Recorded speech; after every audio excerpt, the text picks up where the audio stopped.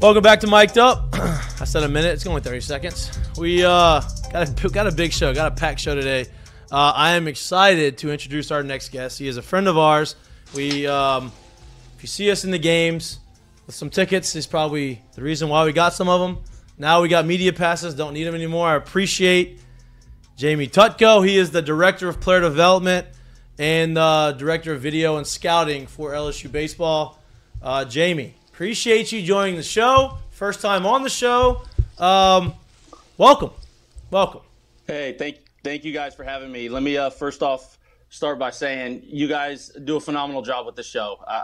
I've watched it a few times here and there. A little busy during the season, but every time I watch it, man, I'm super entertained, and you guys really do a great job. I appreciate that. Thank you. I appreciate that. You're also the bad boy of the dugout. I was going to say that's when you get to watch the show. Yeah, you're the bad boy of the dugout. Ejected, not ejected. Maybe you were, and then you slid away and forced someone else to get ejected. What happened there? Hey, you know what? Honestly, I'm not sure. I don't think any of us really know exactly what happened. So for those of you that were watching the game, obviously there was a balk call that was not called the inning before on their starting pitcher, on Auburn's starting pitcher, and we were not happy about that, and we kind of let the umpire know from the dugout. So that happens, right? And the next inning, Ty Floyd gets called with a balk, and so there was quite a few things shouted from the dugout, and he rung somebody quick. I mean, it was super quick, and nobody really knew who it was, and I don't think anybody still to this day really knows exactly who got ejected. They just picked God. They just, yeah. Jay came back to the dugout after talking to him and pointed at me, and I was like, "Oh, well, I guess I got to go." The guy in a polo gets ejected, no. So I go back into the locker room they got there behind the dugout, and I'm like, "Oh my God!" Like my phone's blowing up. I'm getting 40 text messages. Coach Maneri's texting me like, "Did you really just get thrown out of the game?" So, yeah, having to deal with all that. And you think Maneri would have handled that pretty well whenever he was there? No, I don't think so. No, he was locked in enough to be the first one texting him too. That's even funnier.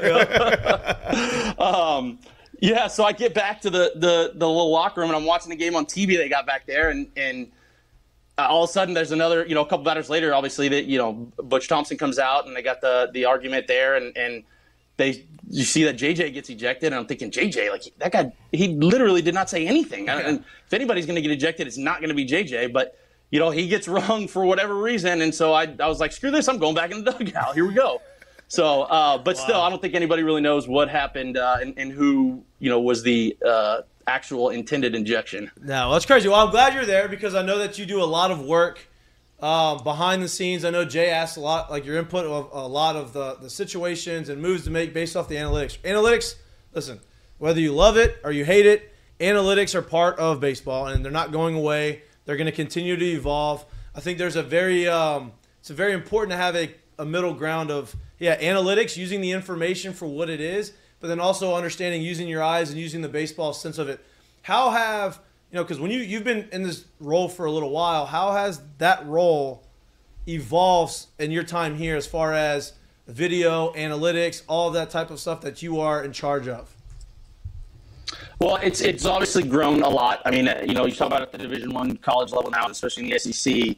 5 years ago, not everybody had the TrackMan units. Not everybody had the ability to have there wasn't as much data out there. Wait, Jamie, can you pull your mic out a little bit? There we go. Wait, very good. Let's see. Can you hear me? Yep. Unplug it. What? Unplug it and plug it back in. Let's try that again. All right. I think maybe the connection's it's up. Maybe on our side.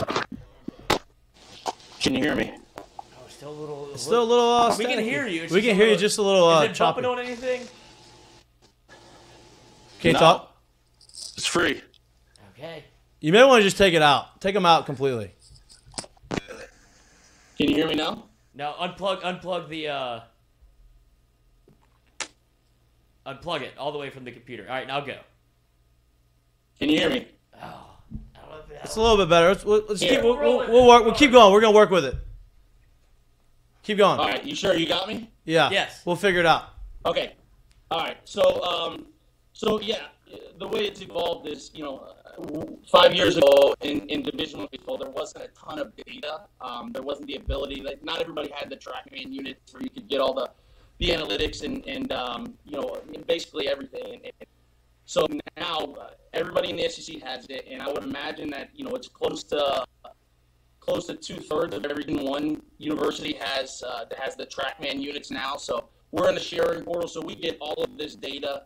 We're able to use the analytics more now than we were 5 years ago, and obviously it's evolving, right? The game is evolving. The game is different. Today than it was 5 years ago. It just is what it is. Again, with the analytics stuff, we're using it, and we're doing our due diligence with it. But we also understand that it's not everything. It's not the end all be all, and we totally understand that side of it. I think a lot of big league teams can get kind of lost in the trap of like, oh well, you got to play these certain matchups because the analytics say it and this says it, and we look at that. We know what the matchups say. So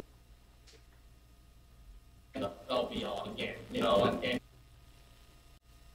I played in college. I'm not an economics guy. I'm not I'm a baseball guy through and through who kind of learned some of the analytics stuff. So, I understand that the game's hard. It's extremely hard. I get it.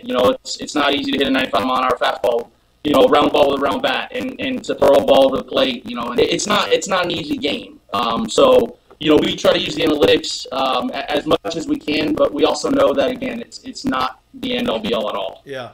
Hey, Jamie, we're going to call you right back. I think it's on our end, but it's a little connection issue. I'm going to call you right back. Or you call, drop it and then call right back in. Okay. All right. Sorry about that, guys. Technology. Sometimes sometimes the connection is just messed up and it's the internet and it's weird, It's just part of it. And I'm glad we've gotten to that point here where we're comfortable enough to ask people to. All right. Yeah, that had nothing to do. It sounded great in the beginning. It was just internet, I think. Yeah, so, analytics guy, huh? Analytics don't have anything to do with the internet. Analytics of the internet doesn't change. Like, he's not fixing the internet. Oh, there we go. Is that better? Is that better? Oh, there we go. Hey. There we go. There we go. Yeah, okay, so you're talking about how it's evolving and it's moving and it's growing and, it's not the end-all be-all, right? You use some of the baseball sense and you use some of the analytics, but you understand at the end of the day, like, you're going to put the player in the best position to succeed. It's not always about the numbers. How have y'all utilized technology to better improve not only the guys in the game, in the actual game, but, in practice and, pitching, the pitching lab and then the hitting lab and all of that kind of stuff? Yeah, we're using it. We're literally using it every day. I think that one of the biggest ways that we're using it now would be really from a scouting side. Just we're getting a better understanding of more of the analytics and just looking at what pitches are doing and understanding just by looking at basically the numbers on certain guys that this. Without even watching any video, you just look at kind of like the TrackMan, the Excel reports, and you can say, okay, well, this is a guy with a smaller, shorter release height. He's going to have a little bit of carry on his fastball with a higher induce. So he's a guy that's going to pitch up in the zone. So you can kind of develop somewhat of a scouting report based off of just looking at some of the numbers. So then we go back and watch the video to see if it, all lines up. And, we're really using it from that side of it, just from a full understanding from, within the staff, kind of really diving into okay, hey, this is what this pitch is going to do from this certain guy. So this is how we're going to develop our report. And then this is how we're going to relay that to our hitters and, kind of go that route. Jamie, when breaking down analytics and the development of it and how rapidly it's growing, and it has grown obviously over the last, 5 years or so, when you first got into doing this compared to where it is right now, is there any stat or any analytical numbers that you guys use that 5 years ago really wasn't even on the radar and now it's a big part of how you kind of go about doing whatever it is that you may be doing? I wouldn't say that some of the stuff wasn't on the radar. It just was really more of an understanding of what a lot of it means. It can be extremely overwhelming and really, tough to dive into if it can be scary to look at. I mean, you look at, like, for our TrackMan reports, for example, when a game is over, for every single pitch that is thrown in the game, there's upwards of probably 150 rows of data from that one pitch that is thrown in a game. So if you just look at the entire report of a full game, it's like, oh my goodness, this looks scary. Like, I don't even know what half this means. So it was more of like, we had all this stuff and it was cool to say we had it, but we didn't use it. We didn't know how to use it. And now we're gaining a better understanding of what certain guys do well on our team. And B, what, again, to go back to the scouting side of, like, what are these other guys for other teams doing well, and how are they going to try to attack us? And then we use that type of technology and that insight on what a certain guy is going to do into our prep work. And we've got a full machine now that you can put in it's a spin ball machine. You can put in the numbers and literally the ball will spit out exactly what. What's the name of it? It's a pitcher machine. The pitcher's going to do. It's a pitcher machine. Spin ball. Yeah. Yeah. We use that. We use that in who the first team I ever played against that had that was Tampa Bay. So Tampa Bay they would take that and they would put it on the field and they would plug in all the numbers from our pitchers that we're about to face, and they would just hit BP off of it. And I was like, they're facing the starter and they're getting 55 swings off the starter before they even get to face him in the game. It's a real deal. It's awesome. I think it's awesome. It's unbelievable. I mean, and to be honest, man, like, there's even cooler stuff out there. There's one out there now that, like, the machine will move back and forth on, like, the rubber essentially, and will go up and down, and then it shoots out like a like, remember when we were kids, man, you'd go and face face Randy Johnson and come out, like, shoot out of the little hole. It has that basically, and it's shooting out of the pitching machine. So that's the technology is unbelievable. And again, it's like you said, I mean, you can go in there and face, this guy's, you see literally 50 straight fastballs that this guy's going to throw. And it's exactly what it looks like, in on the mound in a game. With so much stuff available and so much that you can do in game, before games, after games, in the cage, however you want to look at it, when game time comes, it's still guy on the rubber trying to get you out, and or the opposite way around, guy at the plate trying to get a hit off of you. How do you either manage or minimize the information that's available for these players to be able to give it to them and give them what they need, but also be able to keep them understanding that you still have to play the game? Yeah, no, that's a really good question. And, our thought process as a staff is, like, we want these guys to understand what they do well, especially up from the pitching side. Like, we want them to know, hey, I have a fastball that's, like, got flat run essentially, or I have a fastball that's got carry. My breaking ball does this. So we want them to understand and know exactly what they do well. But at the same time, we preach to them, like, again, that's not the end all be all. Like, if we got a guy that's coming in after he throws an inning in a scrimmage, like in the fall, and he's like, hey, what was my vertical run there on that pitch? Like, no, that's where we're shutting that down. Like, it's time to go compete. We worry about that stuff on the side, and we're not talking about any of that stuff in game, especially from a pitching side. So you're 1,000% correct, man. It's again, it's a tough game. It's an extremely hard game. We know that the analytics is not everything. It's so hard to go out there and compete, and this game is just it's tough. Yeah. So but again, we're going to use the analytics, and we want these guys to be somewhat familiar with them. And I mean, you guys, both of you guys played pro ball, obviously. You know that analytics is everything in pro ball, even at the minor league level now. Yeah. So we don't want it to be foreign to them when they get to the next level and be like, hey, what does any of this stuff mean? Like they're gonna learn it there. So we could use it here. My last few years in pro ball, like it used to be, oh, what does this pitcher throw? Okay, he throws a 93-mile-an-hour fastball. He's got a hard slider. It's 3 to 6 when he was really 2 that day. Yeah, it never got to 3. Right. But my last 3 years, it was like, all right, what's his induced vertical break? Oh, this guy's got a 20. Okay, he's gonna have a little carry on his fastball. I gotta stay on top of it. He's gonna pitch at the top of the zone because it changed the whole way. And honestly, I liked it better because now I can go compete. Now I don't have to worry about, okay, this fastball is at 92, but it's playing at 96 because it's riding up on me. So I agree with you. That is the way scouting reports are being reported to the players now in pro ball.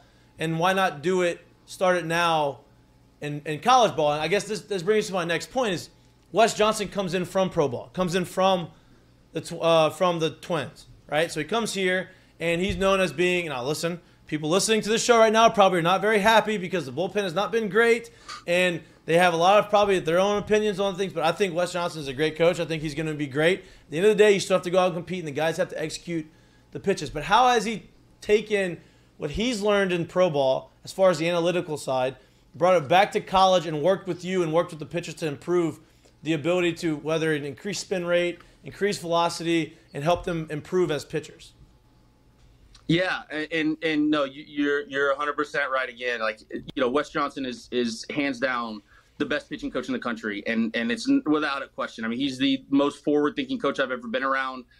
He not only understands and open to it, but like he truly has a full grasp of every bit of the analytics, while also being a baseball guy. And I think that's kind of why him and I have gotten along so well. Is that we get the analytics side, we understand the analytics, we know that it can be extremely helpful and useful. But we know that there's a time and a place for it. But what he's brought from the big leagues down, one of the bigger things of it is just an understanding of like, hey, this is gonna this certain type of number, essentially. Let's take it for example, like this certain type of carry is gonna play at the big league level, or the difference between velo with a fastball and a changeup, we need it to be this much difference because this is what plays at the next level. Like it's just all the stuff that we think could be okay. This could be a plus metric on a pitch, but in actuality, it's not when you get to the next level. So again, just bringing that understanding from the highest level of baseball to here, and just really again letting these guys understand what they do well and what we need to do better. While we're working on a lot of different things. Yep. Especially as a young player, like this is really tough to understand because truthfully, you don't play the game every day. So it's really, really, really hard to understand feel when you really don't have to go, I guess, 100% every day. But with the use of video and analytics, maybe when you see, I guess, either upticks or spikes in maybe some of these numbers, are you able to tell if a guy's healthy, if a guy if a guy's hurting a little bit, if a guy's feeling really good at a time, if they're actually efficient in their body movements or however it goes, or things like that break down? Are you able to kind of see those things by kind of marrying the two together? Yeah, and our strength coach, Derek Groomer, does a phenomenal job with with that side of all of it. And we've got these guys that do arm testing stuff every single day. This arm testing deal basically like kind of spits out a number and tells you like where their arm is from a health perspective. Before we again every single day, not just game days but practice days as well. We're monitoring the arm stuff. It's really after a guy throws and maybe they throw 15, 20 pitches to see if he's up the next day, how we're recovering.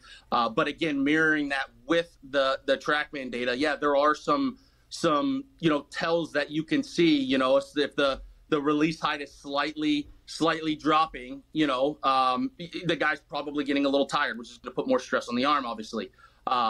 Little things like that, like the spin can change, if a guy's wearing down a little bit, the spin might drop a little and might not have as much carry on a heater, right? When Ty's going really, really good, he's obviously got a plus carry fastball, and but when he starts to get tired a little bit, he'll get on the side of the ball so we can see like kind of the tilt out of the hand.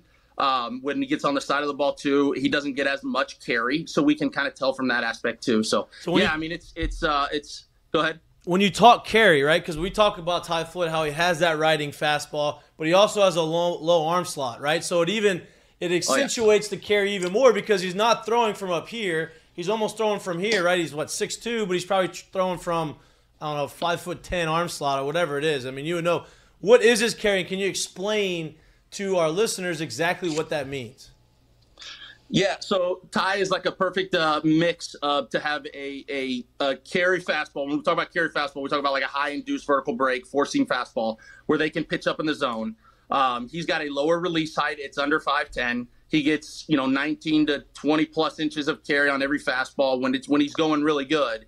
So when you see that fastball that plays, when it reads on the radar gun at 94, 95, like to a hitter, that feels like 97, 98, if not harder.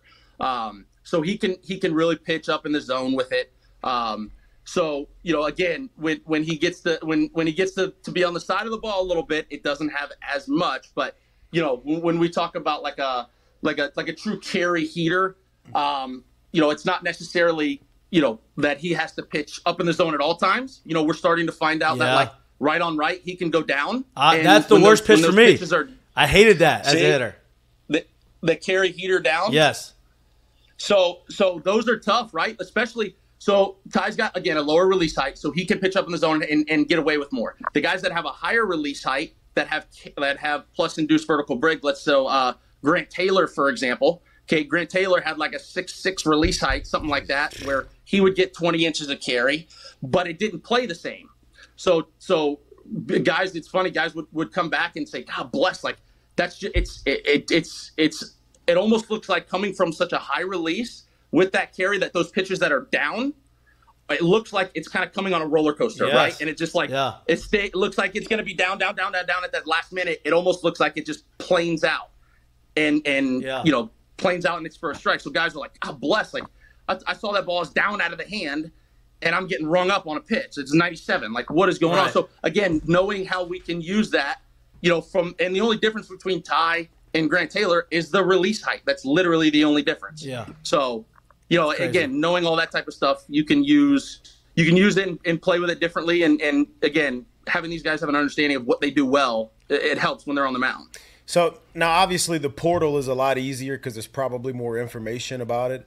How do you use this kind of stuff when it comes to recruiting high school kids, really? Because you're grabbing kids from all over the country who are playing all over the place. They may have some games played over the summer where they're able to get this kind of information. How do you use these things in high school, and how heavily is it actually used in high school recruiting? It's getting more every year, to be honest with you. I mean, you know, these kids go play in these perfect game showcases. They go to, you know, Atlanta and play there all summer, and most of those games have TrackMan. Most of those stadiums, those quad fields out there, they've all got a TrackMan unit, and you know, so we're able to grab all that data. You know, we've got the sharing portal with TrackMan where we can get pretty much everything, you know, that is tagged and logged into their system. So it is used. There's no doubt. I mean, obviously, we're going and looking at trying to find outliers. I mean, the biggest thing with some of this analytic stuff in pitching is like you want to be different. You anything that's different is obviously good, and you know, you just can't be normal. So we're trying to find little outliers, but we also understand that some of these kids are 15, 16, 17 years old, and you know, by the time they get here, you know, their bodies have changed and they're getting bigger and stronger, and some of these numbers are changing where, you know, in pro ball and in the big leagues, really, like, these guys are who they are. You know what I mean? Like, Justin Verlander's numbers are not really going to change. He is exactly who he is. So, you know, you gotta take some of it with a grain of salt. But we definitely are looking at it, and we're looking at for some random outliers that might stick out from those young kids. I love that you said that, because it's funny to me, like, I guess if you want to integrate it kind of with old school recruiting, if we're looking at numbers, we want the outlier. The outlier basically means you stick out from the rest of the other guys, which basically means you probably have a little extra. But what if we're looking at a guy who's not really an outlier, but old school statistics, he's basically dominated everywhere he goes? How do you evaluate a kid that's like that? Well, we just look at, like, hey, if he's dominated everywhere he goes, what is he doing and how is he dominating? You know, whether it's like, hey, maybe the metrics don't show very well on the fastball, but you know, the breaking ball shows that as plus, and he's getting plus swing and miss, and that's all stuff that you can really see with your eyes, you know. So it's more of a breakdown of like, what are you doing well? What does he do well? How does he get guys out with, you know, some below average metrics? Maybe that's a deception piece. I mean, you guys, I mean, obviously I've probably seen plenty of guys that, like, from when you just look at their stuff on numbers, you're like, okay, this guy's 88 to 91, and you know, there's not much metrics out there. It doesn't play very well. It's not like it's got plus sink or plus carry, and it's not like a great breaking ball, but God bless, he's tough to hit. You know, it's, every time out, he's 6 innings, 6 hits, and 3 runs. Like, how's he doing it? Again, and that adds to the difference. That adds to the difference factor. And again, I personally love anything that is different. And, you know, you talked about Tampa Bay Rays. Obviously, Tampa Bay Rays, Mikey, you know, you played with those guys, and, like, you understand how analytical they are from the front office, right? Well, you know, they're so big with, like, having different bullpen arms that do different things. Yes. So it's a different look at all times. They literally have arm angles from both sides going all the way up. It's unbelievable. Unbelievable. Correct. It's crazy. Exactly. Exactly. So you're never the offense. The other team is never getting the same look twice. But again, it's all just different. And we know what like the averages are from across the board on all these different metrics. So if something is going to be an outlier and something's going to be different, man, I'm freaking all in on it. I love it.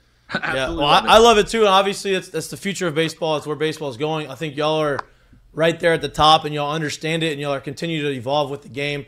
Obviously, I appreciate you coming on the show. I know that your time is very valuable. You're probably doing some more analytical stuff behind the scenes. Hopefully, I'm not going to ask you any baseball questions about on-the-field performance. I am not going to put you in that situation. Hopefully, nope, I'm not letting you do it. No, hopefully these analytics and stuff, they get it right. A lot more strikes. I know that analytic needs to happen, but we'll go through that. I will say this. There's no panic in the house here in the building. I appreciate that. There's absolutely none. I mean, if you told me before the season started that we'd be 39-12 and 17-9 in the league, I think any of us would have signed up for that. So, Yep. We're right in a position where we want to be, and we're extremely excited to go back out here and go after it tomorrow against a really good McNeese team, and then go to Georgia and battle those guys. And again, absolutely no panic in house, and we're extremely excited, and we really look forward to getting better and keep working. Love that, Jamie. I appreciate you. You're great. We'll have you back on at some point in the postseason after y'all are making y'all's deep run into Omaha. Let's do it. All Let's do it. right. We'll do it from the hotel in Omaha. I love that. Love that. There we go. Coach, I do have one for you on the way out. Oh, no. No, just because you've had brace yourself. You've had experience with both. I've seen you in the dugout next to Jay. I'm just wondering what the difference is between how Paul handled it and the way that Jay has handled it, because it seems like y'all are in constant communication. It seems like something that he relies on quite a bit. Is your information. Handling... What was the point? Like handling what? Handling your analytics and the things that you bring to him. It seems like y'all are constantly talking to each other. So is it something that he relies on heavily, or is it just more of like picking each other's brain? Yeah, it's not necessarily the full-on analytics during a game what we're talking about. It's more of I try to stay a couple innings ahead of hey, we have these guys coming up. They have these guys in the bullpen. This could be a potential pinch hit. This could be a potential pinch runner if we needed this. Do we need to make a defensive change? Just trying to stay ahead and give Jay those options. Not that he needs them, because he understands it too, and he's probably another inning ahead of me. But it's more of that really than it is the analytics stuff, and just kind of talking through the game, and it's awesome, man. I love being able to stand next to Coach Johnson and just listen to him talk about the game, and he'll end up talking to himself a lot and just, talking through different situations I need a bunt here. Do I bunt here? No, I can't. I can't run here because they have this there. It's a lot of different stuff going on. And it's really cool just to hear him, just to hear. And I'm trying to be a sponge and just listen and learn as much as I possibly can because, obviously he's had a ton of success and he's an unbelievable head coach. Jamie, be careful, man. You may mess around and find yourself up in the big leagues somewhere in the front office doing this analytical stuff.